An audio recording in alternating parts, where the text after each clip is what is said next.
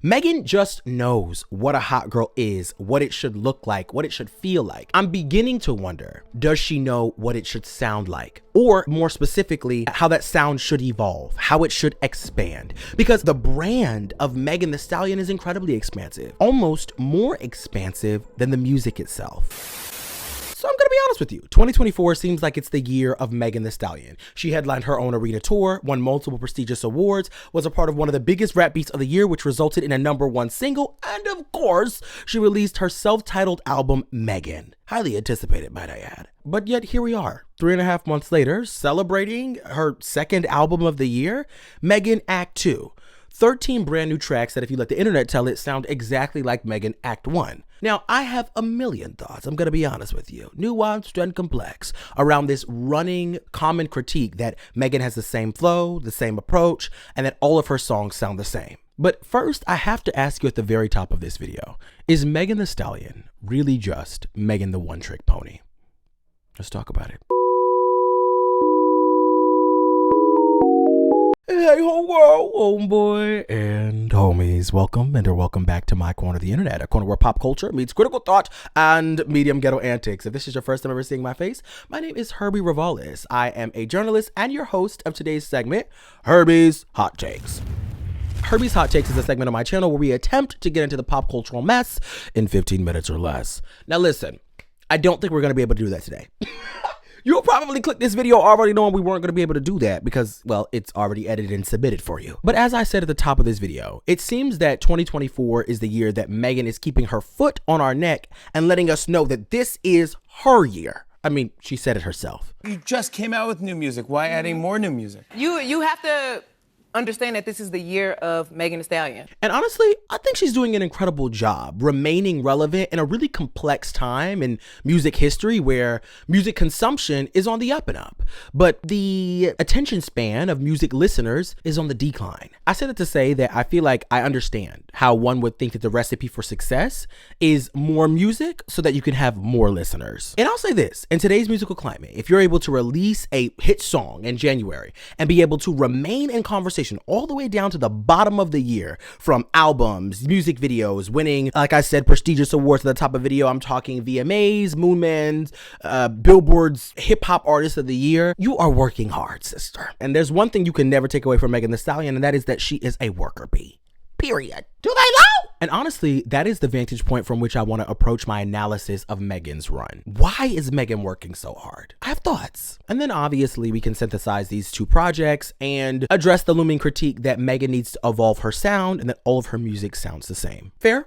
Good. Let's begin. I think it's fair to say that Megan is a household name in music in general, and that she is a tour de force in hip hop specifically. She's one of very few female artists to headline an arena tour. She's got #1 records and Grammys. She is a pop star, inarguably. But I think Megan is trying to achieve something very specific with this trilogy self-titled project. And that's icon stat, right? Why work this hard? And if you watch any of my videos on pop culture and the music industry specifically, I make a very clear delineation between what makes a pop star and what makes an icon. Because baby, there is a difference. I've done an entire video on it. Check it out after this one. But in summation, I'll say this. Pop stars are loved, icons are revered. And Megan Thee Stallion strikes me as a girl who wants to be respected in everything that she does. As she should be. As she should be. And as I alluded, there are many components that create an icon or a musical icon specifically. But for the sake of trying to meet my 15-minute or less mark, which I'm sure I'm not going to meet, I'll just break them down into a binary discussion. There is the marketing and the music that makes an icon. And when it comes to the marketing of Megan Thee Stallion, it is chef's kiss. Truly brilliant. And I think in large part, the marketing is brilliant because Megan is in the driver's seat of her brand, right? She has a pretty unprecedented deal with Warner Bros. and Rock Nation. So she's able to really drive home exactly how it is that she wants to be represented. And I think that that's incredibly smart.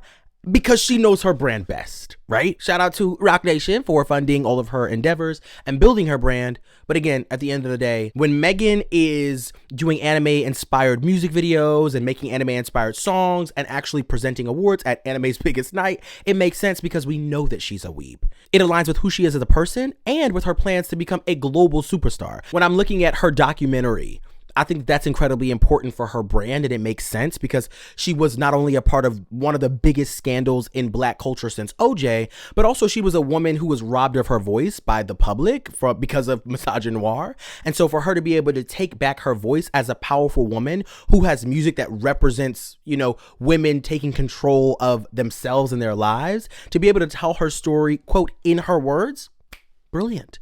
Megan just knows what a hot girl is, what it should look like, what it should feel like.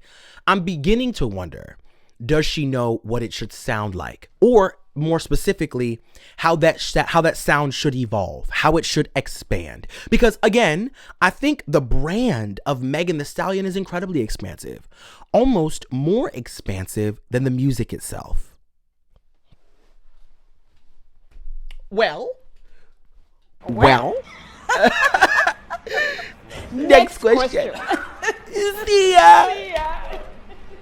Listen, Megan is everywhere, from cartoons to Pepsi commercials singing one of America's favorite songs, Queen's We Will Rock You.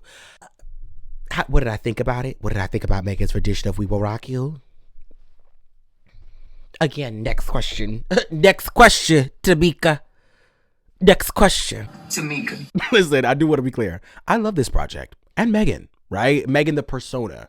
There's no reason not to like her. She's hella likable. I spent money on her concerts. I spent money on her music. And I'll do it again. But because I'm a fan, I feel like I have, and also a journalist and cultural critic, I feel like I have space to assert my opinion. Maybe, kind of, a little bit. So, Act 1 was the album, and Act 2 was the deluxe album that is being marketed as a mixtape, which had remixes, freestyles, and some sonic experimentation, right? Act 1 also had sonic experimentation, but let's not put the horse in front of the cart, or the carriage in front of the expression. Let's move on. We don't yet know what Act 3 will be, but if Act 3 is anything like Act 2, it's going to be chock full of bars and songs that are incredibly ambitious, but aren't the best executions of said ambition. Yeah, it hurts me too. And I think that remains my biggest critique of these projects overall. It's too ambitious, and it fails to deliver on the aims that it promises in that ambition. Across these two projects, we got pop, we got R&B, we got rock, we have anime-inspired sonics, which I don't really even know exactly what that is. Weebs, don't fight me. I come in one piece. You see what I did there?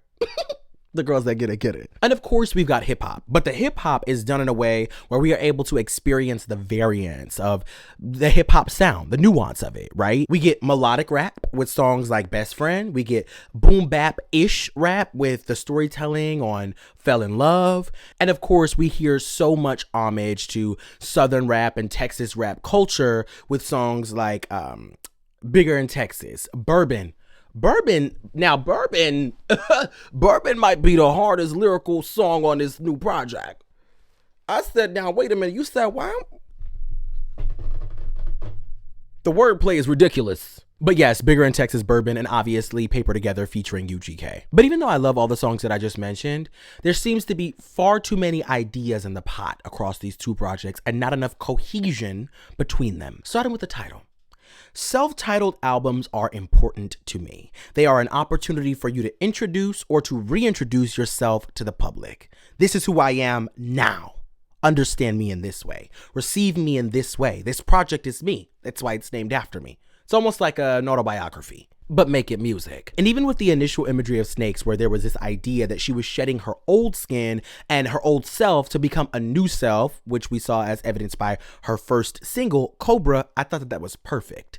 Aesthetically speaking, I thought the song was mid. And before you throw tomatoes, I appreciate vulnerability and people being honest about, them being in a depressed state, right? I make space for that. But I can also say that the song was mid. That attempt at a rock song with those lyrics and the traditional hip hop flow and approach was just very incongruous for me. It didn't work. It was in conflict, in my opinion. But what did work is her second attempt at a rock song. TYG, woo! I said, girl, 10-year-olds, alt, emo Herb, how did we get here? Who was screaming Decode in his bedroom, Paramore, Avril Lavigne. I used to know you so well. What? Absolutely, I got my life to that song. I love that song. I'm gonna play it as soon as we get off of here. But back to the self-titled project, because you cannot convince me that Megan does not understand the gravity of having a self-titled album, right? She made her self-titled album a 3-act project to add gravitas. I didn't do it, she did. And when you create a self-titled album, in my opinion, you are standing on the shoulders of giants. Folks who have defined or redefined their art or their career with their self-titled project. Think Queen, think Whitney Houston, Mariah Carey, Brandy, Beyonce. And now Megan Thee Stallion.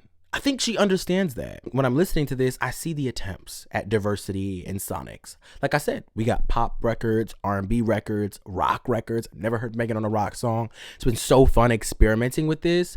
But I think that there was a real missed opportunity at trying to achieve quantity across these different genres as opposed to quality. What do I sound best in? She sounds excellent in that rock track, right? Where she's featuring Spirit Box. Excellent. Where she really gave into the genre. Some of these areas where she's trying to give into the genre is fighting back. The beat is calling for one type of flow and she's beating the beat up. What's going on? Why you beating the beat up like that? Girl, I stole your lunch money. What's the tea? I truly do believe that we sacrificed quality for quantity, and quantity in the way of, like I said, sounds experimented with, but also in ideas, right? I understand that this album was meant to be multidimensional like Megan. Fair.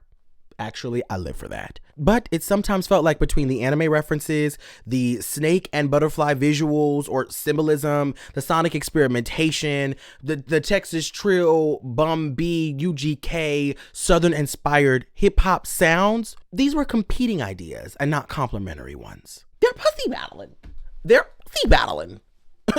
And the Texas Trill hip hop won boots.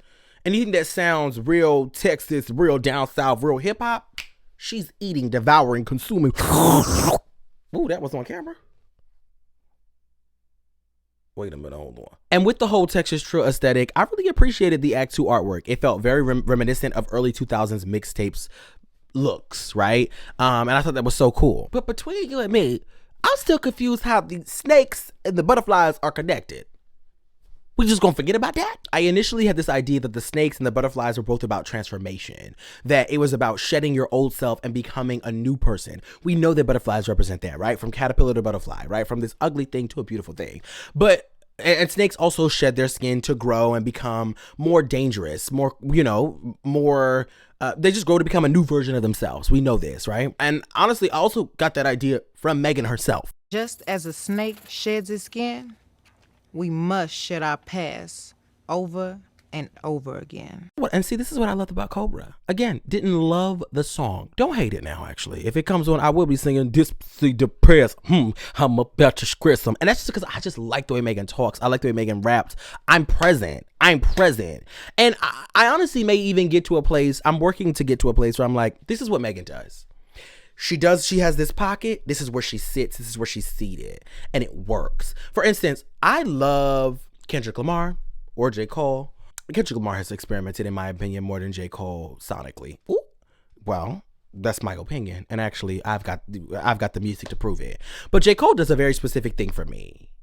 He just keeps reproducing a very similar thing for me. And that works. Megan is in a position where she's attempting to experiment with all these interesting things. And now you're giving me a taste of what we could almost have. And I would really love it if we could just really hone in on what really works. What's the most quality? Anyway, what I appreciated about Cobra is that it lyrically, visually, and thematically made so much sense for where we were gonna go, or where I anticipated we were gonna go with this album. It was vulnerable. It was sexy. It was connected to anime. Most people thought she was just crawling out of a snake just to crawl out of a snake, but she was a sexy, Orochimaru? Am I saying that correct? Orochimaru. Y'all can correct me in the comments. I know I got weebs that watch. Okay. Shout out to everybody with social anxiety.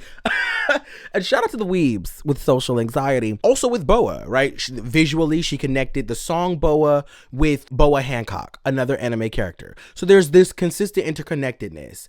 Mamushi obviously was a deep appreciation for Japanese culture. I don't remember seeing any direct anime references, but I'm not a deep weeb. I just am deeply connected to weebs because all of my family loves anime. But for me, it's the music. It's the music. That's where you lose me. I felt I don't like Mamushi. I would venture to say I hate Mamushi. Well, hate is too much because any Megan song that comes on, I'm gonna sing. I'm gonna sing. Even if I'm not the biggest fan of the song, it just puts me in a party mode, so I'm gonna sing it. It's compelling. But Mamushi to me has a very stiff and rigid chorus. That monosyllabic sta, sta, sta, sta. I was like, what in the hammer in the wall? I did not like it. I was bored and aggravated a little bit. It just feels that Megan's music has become trite. I hate to be the one that says it. Me, like I'm the only person that's saying it. I'm a genuine fan, bitch. I am. The song Worthy was supposed to be a mid-tempo pop. I'm worthy, not worth us. I'm worthy, not worth us. Singing in softness is not Megan's strong. It's her weakness. And it seems that weakness becomes more pronounced the more she tries it. Call her R&B feature.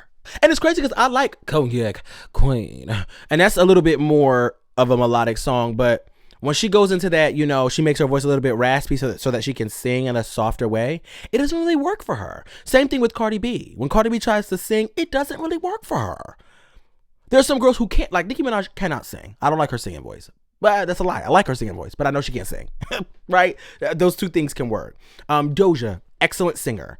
That's a lie. I just put a lot on that.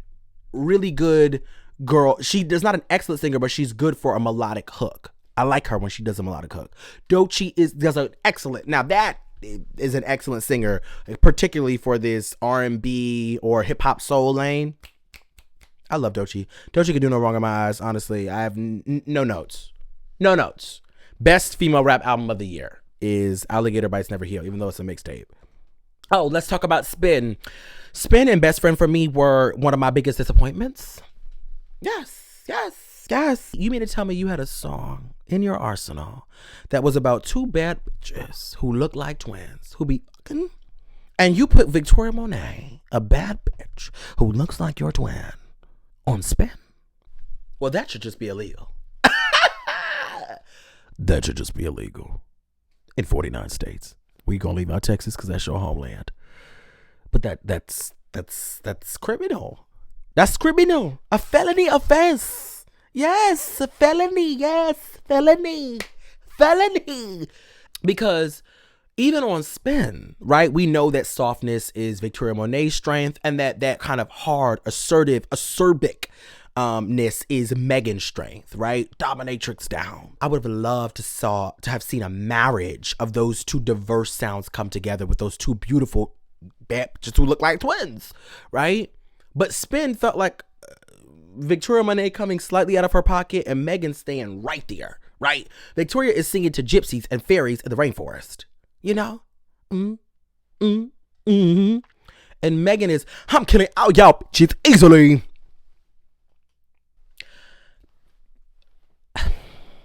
Slow down, Savannah, slow down. Okay. You came in swinging like you swinging on a big bitch. Why so assertive? It's okay. Every song don't gotta start with I. Cause once you do I already know it's finna give bow, bow, boom, boom, boom, bow by the lyricist. By the approach. And sometimes I just want I liked Booty Girl. I liked Hiss. I like Otaku Girl. All good songs. Otaku Hot Girl was the perfect homage to anime enthusiasts and anime culture. Beautiful song. What else do I have here? Act 2. I really enjoyed Act 2. Now, obviously, I'm still confused by the imagery. I thought that the snake was going to represent Act 1. And so, because snakes are usually associated with like danger and being venomous and malignant, and ready to attack, I thought that would be the harder body of work. And because butterflies are more benign, softer, feminine, I thought that this would be femme fatale, with butterfly being the femme and the snake being the fatale. it turns out that they're both fatale, but obviously femme all up and through because Megan is feminine, right? But I will say, I appreciated the second fatale. I appreciate it. I loved Rocksteady, because I have ears. And I love the Sierra sample, and obviously the callback to Y2K. I appreciated that. I love pretty much every song on Act 2. All the freestyles, all the new songs. The Mamushi remix, I don't like Mamushi already. And the remix made it even more of a flop to me. Not a flop. I wouldn't say flop, because obviously it was a successful song. But I didn't like it. I liked it even less with this new. That's just me. That's just me, though. You can like what you like. I cannot like what I can like. Correct? Okay, let's move on. I liked every track with the exception of Best Friend, because of reasons that I've already explained. Yeah, I guess my thing with the whole is Megan Thee Stallion really just the one trick pony. We haven't moved beyond Megan the Sexy Stallion, and that's pretty unfortunate. All these projects later, you got Fever, you got Tina Snow, you got Make It Sexy or Make It Hot. What was the first one from back in the day? You got Good News, you got Traumazine, you got Something for the Hotties. And here we are now with Megan Act 2. And it feels like everything is rooted in a kind of hypersexuality that, let me tell you something, I love pussy rap. I love when girls put their pussy in the rap, all up and through. But on this project, it seems like the only song that's probably fully divorced from the Z-Talk is Worthy. Am I remembering that correctly? I would love to hear Megan explore themes of friendship, love, unity, women empowerment, absent sexuality at all for the whole song. No sex talk. Nothing. No. Leave it. Because on a self-titled project where you're reintroducing yourself and you are presenting all these songs that have a diversity of sound, we would like to hear a diversity in subject matter. And it's not because I don't think you can. It's because I know that you can. I believe that you can. But I was disappointed to see her performing. Well, I was super proud of her to see her performing at the presidential Vice President Harris's presidential campaign. But the song choice. You have Savage and Mamushi to perform? Come on, sister. There's no songs dedicated exclusively to women empowerment, to strength alone. Absent, not that Savage is a hypersexual song or Mamushi is a hypersexual song. I don't think that they are. But the content is not, like, she doesn't have songs that span the range of things that, again, her brand puts her in places to be in. She's on cartoons. She's associated with Marvel, with Amazon Music. Does she have something associated with Disney? I think so. Maybe, possibly. She's got something coming out on Netflix. She's everywhere, working on her own anime. I just wish that the content of her songs matched up with what I believe is the content of her character, a person who is beautiful inside and out. And not that talking about, sex is not beautiful. I actually think it's phenomenal. I just wish that there was a more expansiveness to the music. In Cobra, she's exploring her issues with her mental health, where she's talking about being depressed and very vulnerable, but he is at the center of it. In Moody Girl, she's talking about her insecurities, where sometimes she doesn't feel beautiful, but it's centered around her man and her sexuality. And it's not that she doesn't get to talk about that. She gets to talk about that as much as she wants. Men talk about that all the time. But my favorite male artists, don't do all the time. There's full songs about substance abuse, about mental health, about being depressed, about finding friends, about losing friends, and that's the start and end, male and female. I just want Megan to give me that. More of that. Not that she's never done it. I just want more. Is that okay with you?